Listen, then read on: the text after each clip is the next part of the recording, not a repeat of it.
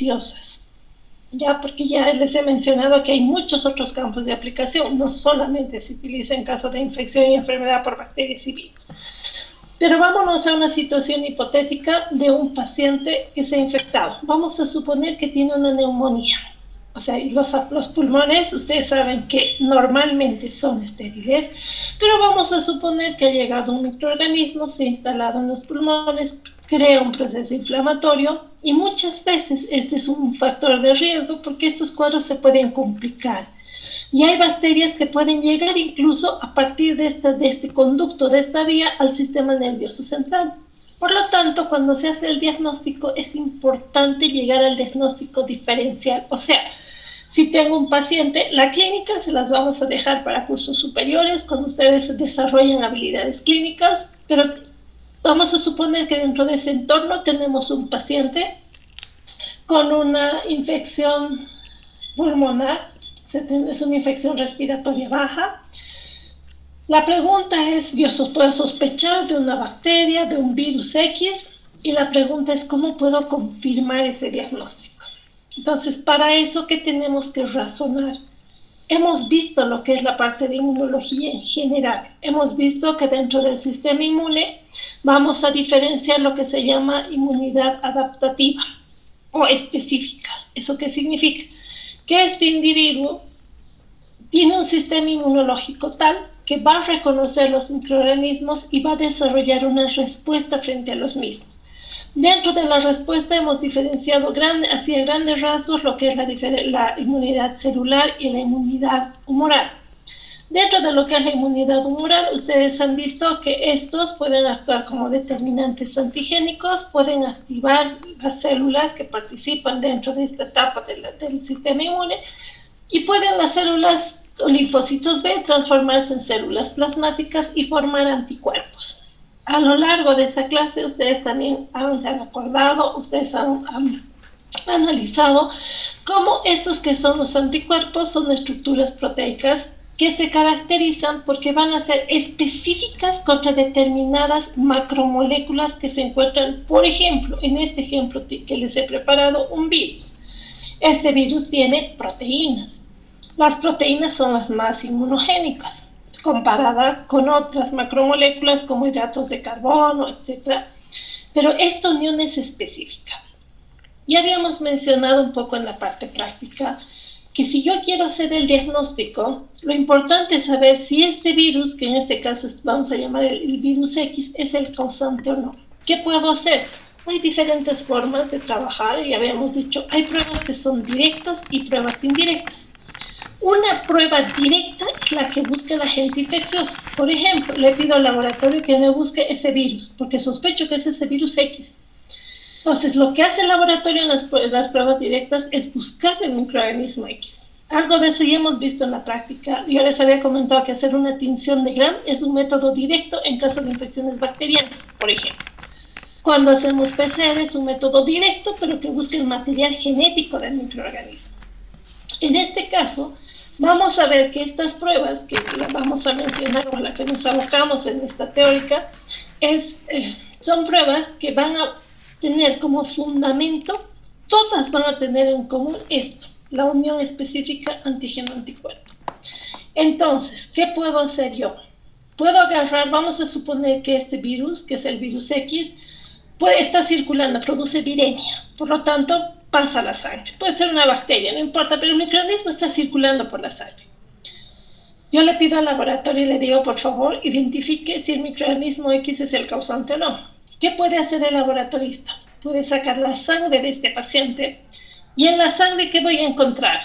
El microorganismo, si produce bacteria o produce viremia, puedo encontrar el microorganismo y puedo encontrar los anticuerpos que el sistema inmune ha formado frente a estos microorganismos específicos, ¿no es cierto?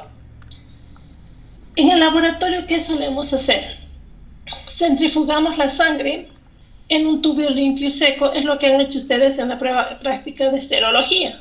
Han agarrado una muestra de sangre, la han colocado en un limpio, perdón, no es la clase de serología de toma de muestra, han sacado la muestra de sangre, la han colocado en un tubo limpio y seco, hemos dejado que la sangre se coagule y cuando centrifugamos obtenemos todo este sobrenadante que se llama suero. En este suero yo puedo buscar, ¿cómo puedo buscar si está el microorganismo o los anticuerpos que se han formado frente al microorganismo? Se han desarrollado varias pruebas. Imagínense, si yo busco los anticuerpos, estos, y los encuentro, esa es una prueba indirecta, porque estoy buscando los anticuerpos que ha formado el sistema inmune. No estoy encontrando al microorganismo, sino a los anticuerpos específicos contra el microorganismo. En ese caso, esta es mi pregunta, ¿tendrá anticuerpos? Si quiero buscar los anticuerpos, ¿qué se usa como reactivo en el laboratorio? El antígeno, que puede ser el microorganismo, como en este caso el virus entero, o a lo mejor solamente esta proteína específica de este virus, pero ese va a ser el reactivo. Esa es una prueba indirecta. ¿Qué pasa si no quiero encontrar en el laboratorio el anticuerpo que se ha formado y quiero hacer una prueba directa? Puedo buscar los antígenos y en ese caso los reactivos van a ser los anticuerpos. Mi consulta, ¿hasta ahí siguen la lógica? ¿Tienen alguna duda de la explicación? Hola. Está todo claro, doctora.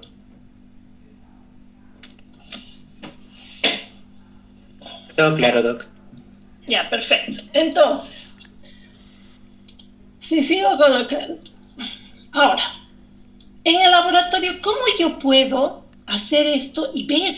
O sea, fíjense, si el paciente realmente se infectaba con un microorganismo X, yo utilizo de reactivo el antígeno, voy a mezclarlo con el suero.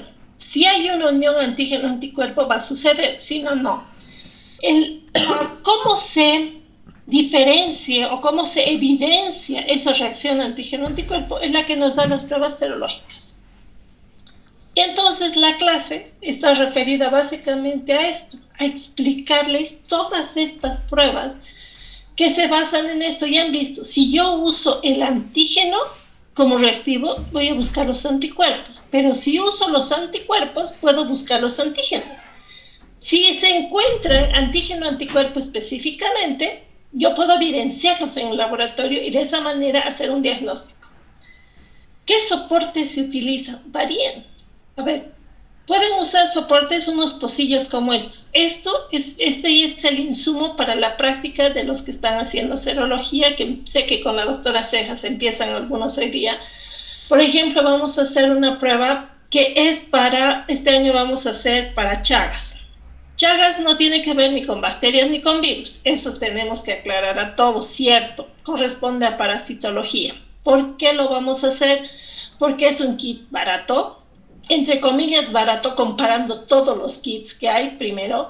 Y segundo, porque los tiempos de procesamiento, porque hay que hacer lavados, enjuagues y demás, nos da en el periodo académico del que disponemos para cada grupo. Ya, con esa salvedad. ¿Por qué vamos a hacer? Porque queremos aprender qué es un ELISA.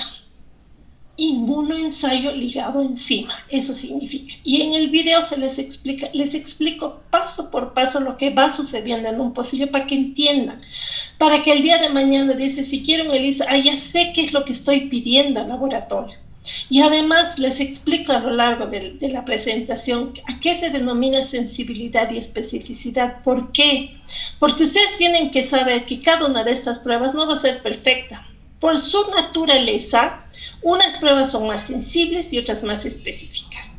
Y ahí empezamos a hablar de falsos positivos, falsos negativos. Yo hago mucho hincapié en esto y en el examen también les pregunto esto, porque me parece algo básico para el que el día de mañana, cuando manejen estas pruebas como apoyo en el diagnóstico, puedan interpretar y muchas veces incluso determinar cuál es el error, el posible error o la posible no concordancia entre lo que es el laboratorio y lo que es el diagnóstico clínico. Si se fijan, entonces el ELISA usa como soporte estos que son pocillos, que pueden ver aquí. Hay otras técnicas que utilizan como soporte para hacer la reacción un portaobjetos, como pueden ver acá.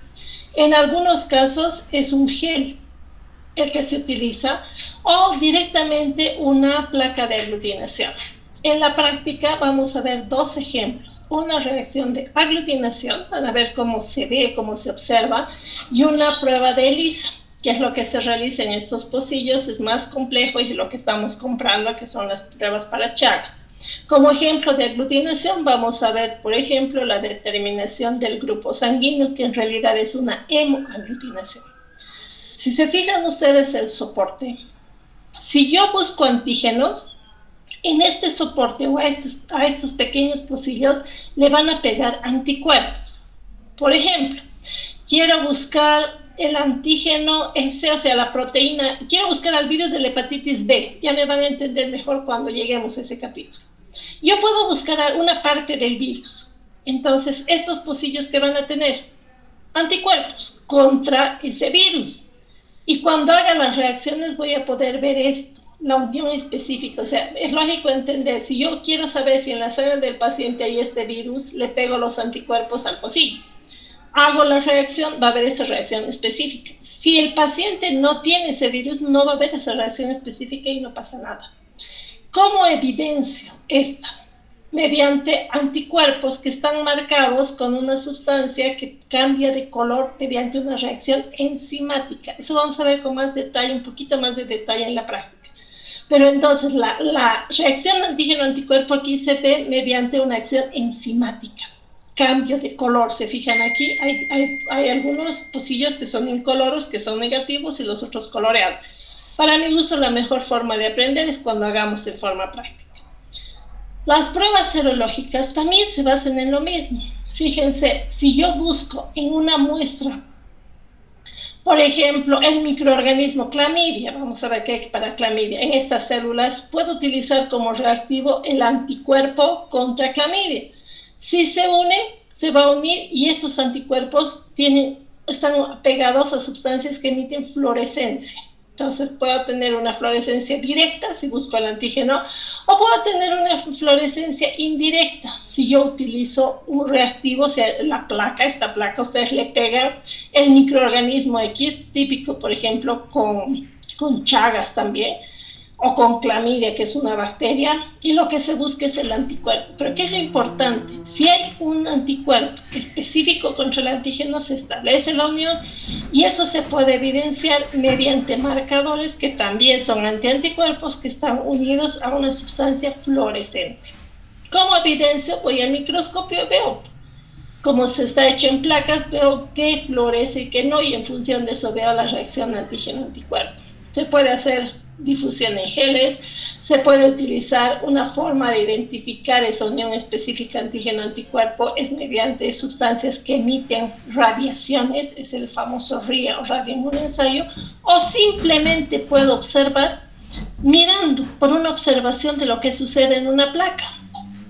Si ustedes agarran en una placa y le ponen un suero, por ejemplo, donde busco anticuerpos, y utilizo antígenos específicos, si hay la reacción antígeno-anticuerpo, aglutina, y esa aglutinación la veo directamente. En las prácticas, les decía, vamos a tener como ejemplo sí, porque vamos a hacer una hemoaglutinación. Ese ejemplo podemos hacerlo con grupo sanguíneo. Entonces, a este nivel o en esta materia no nos interesa precisamente el grupo sanguíneo, pero sí nos interesa explicarnos las pruebas serológicas. Yo diría que en las prácticas el plus que van a tener ustedes es que los que no sabían grupo sanguíneo se van a enterar del grupo sanguíneo, y vamos a hacer ELISA para Chagas, que es una prueba real. O sea, cada docente está adquiriendo los reactivos para sus grupos, y entonces ahí vamos a ver quién es sospechoso. Generalmente se habla de sospecha por si acaso, porque si nos da reactivo, hay que pasar a una segunda prueba que sea de otro tipo para recién saber si un individuo puede tener o no Chagas, pero ya selecciona, nos va a hacer un screening de quienes tienen la probabilidad de tener. A lo largo de la clase entonces teórica les explico todo eso. Esas es las diapositivas que he añadido como para hacer la introducción hoy día. Y en el video tienen la explicación a partir de acá, ¿cierto? Todas las pruebas de diagnóstico, lo que les había dicho, pruebas indirectas, por ejemplo, son las pruebas serológicas, porque buscamos anticuerpos. Pero es importante saber que esas pruebas serológicas, si nosotros utilizamos anticuerpos como reactivo, esa también puede ser una prueba que es directa, ¿ya? Y ahí vayan revisando, esto no les voy a volver a dar lo mismo, que está en el video, les he explicado todos los conceptos básicos, desde qué es un antígeno, qué es un inmunogénico, a qué se denomina valencia, a qué se denomina apteno, que son conceptos básicos que tienen que estar claros.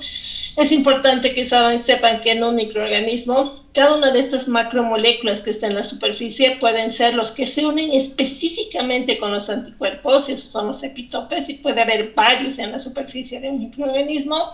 Los conceptos de los anticuerpos como reactivo, generalmente, ¿qué es lo primero que aparece? También eso han visto en la parte de inmunología adaptativa, IgM, después aparece IgG en la mayoría de los casos.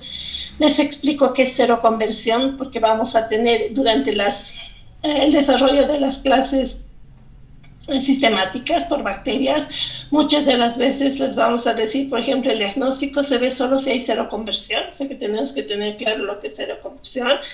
Como dentro de lo que es tecnología, se utiliza mucho anticuerpos monoclonales y policlonales. Esto está muy relacionado con la especificidad de la técnica. Y la especificidad de la técnica es algo que tiene que saber un médico para ver cuánto valor le va a dar a la prueba que ha solicitado. Ya lo mismo, anticuerpos monoclonales, cómo se desarrolla, la especificidad, lo que es la célula memoria, la utilidad que tiene las pruebas, que no solamente es para diagnósticos, sino también para establecer o para hacer estudios epidemiológicos, para ver cuán importante es una patología infecciosa en un área regional. Y aquí esto es lo que les digo, quiero que revisen si tienen alguna duda, porque no sé si habrán estudiado, pero que la siguiente clase, antes de empezar, si alguien tiene una duda, me puede hacer una pregunta, porque después de eso ya empiezan los parciales. Así que me gustaría que vayan aprovechando este espacio también para ver si hay algo que entienden o que no entienden, porque creo que la mayoría de las cosas está explicada. Después tenemos, aquí les he hecho lo mismo, cómo se separan los sueros. Si se fijan en la práctica hemos hecho esto, tenemos esta fracción. Lo que ustedes han hecho es tomar la muestra de sangre en un tubo limpio y seco, han centrifugado, se ha separado el suero y lo que tenemos congelado son sus sueros. Y con eso vamos a trabajar de ustedes mismos. Son las diferentes técnicas que les he mencionado. Si se fijan aquí, que permiten detectar antígenos o anticuerpos, dice. O sea, claro, porque puede ser una prueba directa, una prueba indirecta, y les voy explicando lo que les he mencionado, la inmunofluorescencia, que es una prueba de ELISA. Aquí les he puesto paso por paso, qué es cuando se considera positivo, para que tengan una idea qué es lo que están solicitando el día de mañana. Cuando digan ELISA, no piensen que ELISA ha sido la que ha diseñado la técnica, ¿no es cierto? Tiene una razón de ser, les he puesto qué significa radioinmunoensayo, la quimioluminiscencia. Estos son, por ejemplo, técnicas donde la forma de ver la reacción antígeno-anticuerpo es mediante compuestos químicos que emiten una luz a partir de una reacción química, por eso se llama quimioluminiscencia. Y durante el COVID tenía importancia porque sabíamos que eran mucho más específicas y sensibles estas técnicas comparadas con el ELISA. No es lo mismo, pero por lo menos tenemos que tener idea de qué son, ¿no? La inmunodifusión, lo que es la precipitación, la curva, les explico la zona donde se va a producir las reacciones. Eso es lo que les decía, la aglutinación clásico. Por ejemplo, la reacción de Vidal, que también vamos a hacer como una práctica, está dentro de estas reacciones de aglutinación, cómo se hace con látex, cómo funciona. La determinación de grupos sanguíneos, revisen un poquito esto en la parte práctica. Tenemos que revisar para poder entender eso, que nos permite razonar estas pruebas. O sea, me gusta esa práctica porque podemos razonar a qué se refiere una prueba serológica. Las pruebas de fijación de complemento, inmunoblotting, el Western blot. Estas que les decía, las pruebas de inmunocromatografía, ¿qué son? ¿Cómo son? También las vamos a revisar. Quizá no mucho en este capítulo de serología que no nos da, pero les aseguro que después vamos a hacer en algún momento una prueba y vamos a revisar bien este concepto. Pero es importante que vean cómo funciona. Aquí el soporte, a diferencia de los otros que les decía que era un pocillo, que era una placa, aquí el soporte es una membrana. Y fíjense que el fundamento sigue siendo la misma, la reacción antígeno-anticuerpo, pero se hace por capilaridad a través de un soporte membranoso. Les he puesto ahí como ejemplos lo que pasaba con el COVID, como una aplicación, que era lo último que sucedía. Creo que es eso. No sé si tienen alguna duda, alguna pregunta. Doctora, yo tengo una pregunta. Dígame. Los anticuerpos policlonales, y si podría volver a explicar eso. O sea, ¿cómo se dan, o sea, forman los anticuerpos policlonales? Ahorita le voy a pasar eso. Espérenme un segundito. Dentro de la presentación ustedes van a tener, eso lo hacen en el laboratorio. Cuando son monoclonales se refiere a que tienen una mayor especificidad porque actúan sobre un epitopo específicamente. Déjenme ver, aquí tengo eso.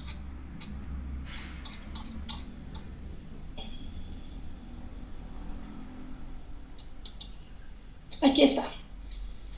Los anticuerpos monoclonales permiten que una técnica sea más específica. O sea, si les da positivo, es positivo. ¿Cómo se hace? Con animales de experimentación. Si ustedes se fijan, ¿qué hacen? Tienen que utilizar un antígeno específico. Ya les he mostrado que en una bacteria o un virus puede haber varios determinantes antigénicos. Si yo quiero una macromolécula específicamente, la tengo que purificar y se puede inyectar con ese antígeno, por ejemplo, el animal de experimentación. ¿Qué es lo que logramos en este animal de experimentación? Es sensibilizarlo y que su sistema inmune genere una respuesta inmune memoria. Entre ellas tenemos, por ejemplo, los linfocitos B. Estos linfocitos B, ¿dónde lo tenemos concentrados? En el vaso. Si tenemos en el vaso, vamos a sacar el vaso, vamos a suspender las células del vaso y después vamos a hacer un cultivo de las mismas con linfocitos B que tienen la capacidad de multiplicarse. Si ustedes se fijan, se mezclan las células esplénicas, dice, con el mieloma. Son células que han perdido la capacidad de controlar la replicación y eso se hace porque pueden replicarse rápidamente en el laboratorio y producen anticuerpos. ¿Qué es lo que logramos con esto? Que se fusionen las células y se forman células que son híbridas, hibridomas se llaman. Y estos tienen la capacidad de crecer, o sea, se hace esta mezcla para que esas células crezcan. ¿Y qué logramos al final? Que se sinteticen los hibridomas, las células híbridas, o sea, los que se llaman hibridomas al final, van a producir el anticuerpo, pero el anticuerpo que es específico, o sea, el anticuerpo que da justo contra ese determinante antigénico. Si yo tengo anticuerpos policlonales, los anticuerpos policlonales pueden reconocer múltiples epitopos, en cambio los monoclonales reconocen uno. Si me voy acá, si yo tengo, o sea, ¿qué es lo que han hecho? ¿Qué hacen? Vamos a suponer ¿no es cierto? Esta bacteria. Si ustedes se fijan, tiene varios determinantes o epitopos antigénicos. Cuando yo genero anticuerpos, o cuando estoy trabajando, busco anticuerpos o utilizo como reactivo, los policlonales son los que se pueden unir a múltiples epitopos acá. ¿Qué son los monoclonales? Los que se unen, por ejemplo, solamente acá, solamente son bien específicos para ese epitopo. Entonces, ¿qué es lo que se hace? Que mediante técnicas de laboratorio con animales de experimentación, que es lo más común, se seleccionen esos anticuerpos contra ese epitopo específicamente. Y ahí tenemos anticuerpos que son, si tenemos anticuerpos como reactivo y monoclonales, esa prueba va a ser más específica. ¿Qué significa? Que va a tener menos falsos positivos. No sé si con eso se respondió su pregunta. Sí, doctora. Y una consulta más. En la prueba de LIPSA, me mostraba que se teñían de tonos diferentes, o sea, más fuerte, uno más bajito, más bajito. El hecho de que se teña con diferentes intensidades por el hecho de en qué estación, en qué periodo de la enfermedad está la persona. No necesariamente. ¿Por qué se hace? Puede ser que tenga mayor o menor cantidad y eso también es lógico, pero ahí lo que se establece, los colores, sucede que puede haber generalmente, ¿no? En estas pruebas que solo son positivo o negativo, en estas pruebas lo único que vamos a ver el cambio de color después de que pase un punto de corte. Por ejemplo, puede haber le voy a pasar, puede que cambie el color suavito, pero puede ser que haya una reacción cruzada y que no sea lo que estoy buscando.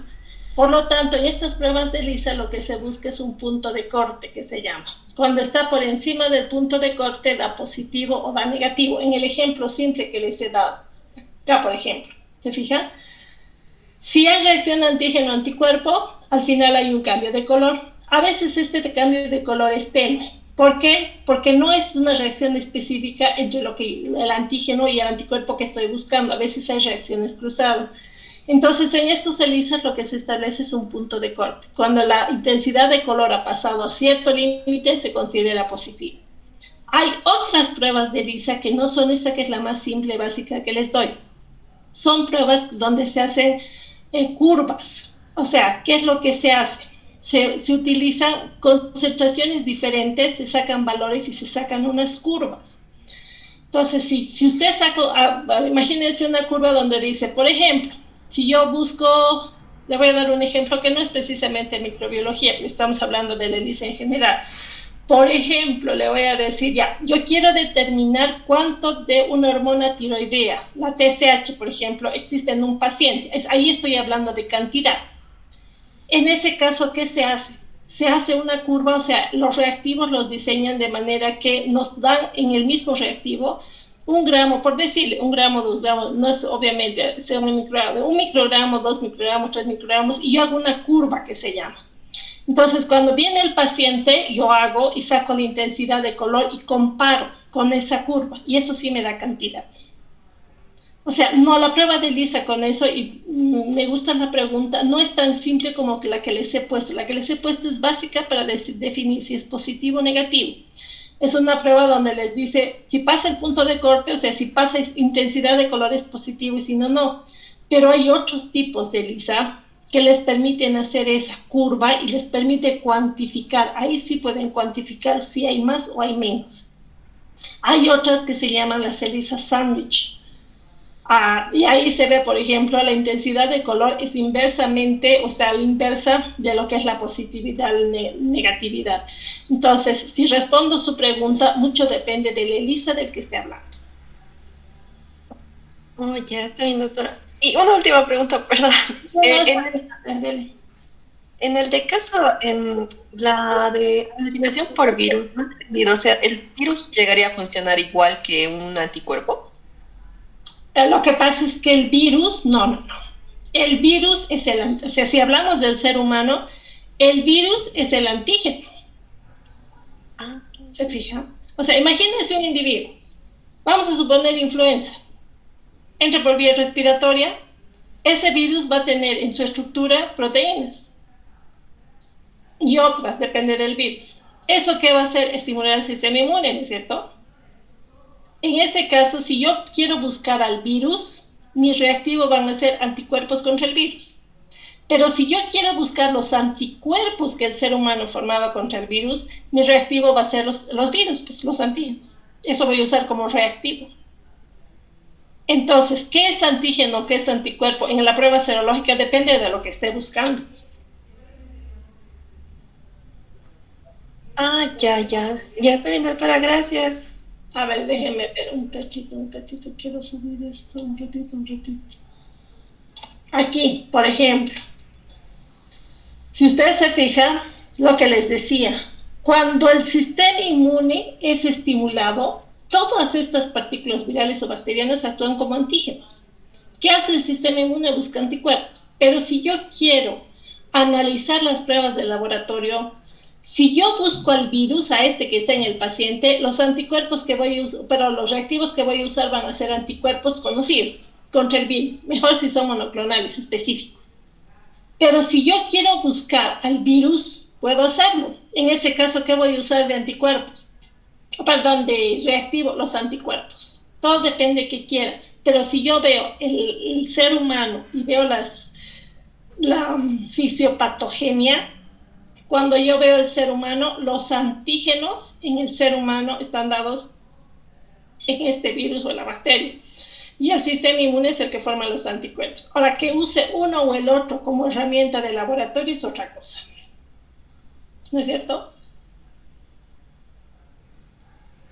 Andrea, ¿te Sí, recuerdas?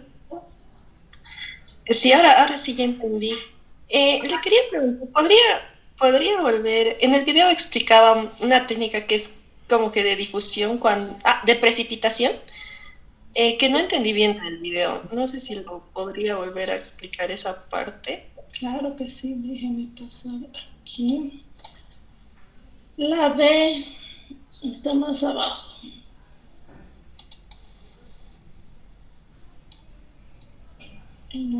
Esta, ¿no es cierto? Sí, A ver, si yo quiero ver en las pruebas, en estas pruebas, la reacción antígeno-anticuerpo, la puedo ver mediante precipitación. ¿Cómo puedo ver la precipitación? Puedo hacerlo en un gel. ¿Qué pasa si agarro un gel y le pongo aquí, por ejemplo, el suero del paciente? Si pongo el suero del paciente, mis reactivos van a ser los antígenos. Si hay anticuerpos contra los antígenos, va a haber esta precipitación al medio. Puedo hacerlo eso o puedo hacerlo en un tubo, en esas pruebas de precipitación. ¿Qué es lo que voy a tener? Voy a tener anticuerpos, que puede ser el suero del paciente, y pueden ser los antígenos, que son solubles. Si hay esto, o sea, si en el paciente, vamos a suponer que estoy buscando en el paciente anticuerpos, pongo el suero del paciente acá, y utilizo como reactivo los antígenos.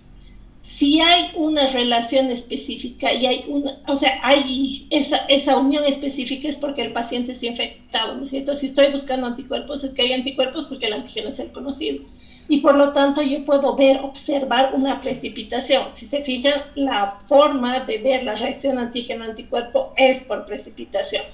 Pero yo les explico en el video esto, y suelen preguntarles. La verdad que yo mucho a detalle de las pruebas no voy porque no es competencia de ustedes. Me parece que es importante que sepan, pero tampoco entro a decirles, no sé, pues cómo actúa específicamente, cuánto van a usar la técnica misma, pero el fundamento sí para nosotros es importante.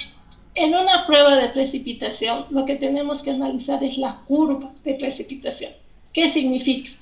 Que tiene que haber una relación, una concentración, o hay una zona que se llama de equivalencia, donde la concentración de los anticuerpos y concentración de los antígenos es tal que se forman estos complejos, y eso los puedo evidenciar.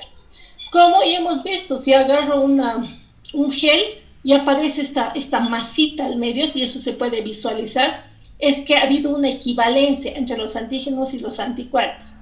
Cuando hay poquito anticuerpo y no, aquí en la curva se ve eso, cuando hay muy poco anticuerpo, por ejemplo, y muy poco antígeno, quizás no logre observar esa reacción. O cuando hay exceso de antígeno, por ejemplo, y hay menos cantidad de anticuerpo, tampoco voy a ver esa reacción. Entonces, ¿cuándo puedo observar cuando hay una equivalencia entre la presencia de antígeno y la presencia de anticuerpo? Y estas son las limitantes que puede tener la técnica.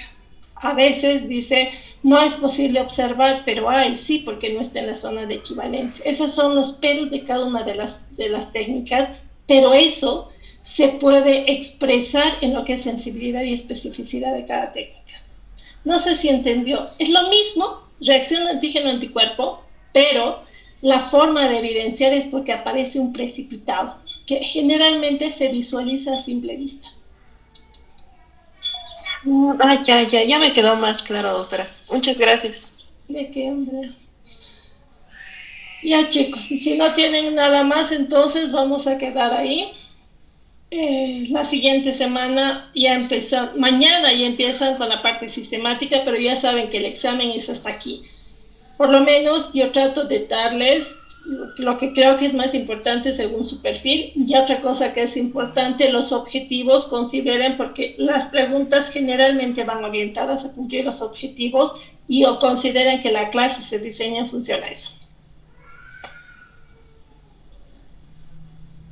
Ya, chicos, nos vemos la siguiente semana, que estén bien. Hasta luego, doctora. Hasta luego, doctora. Hasta luego, doctora.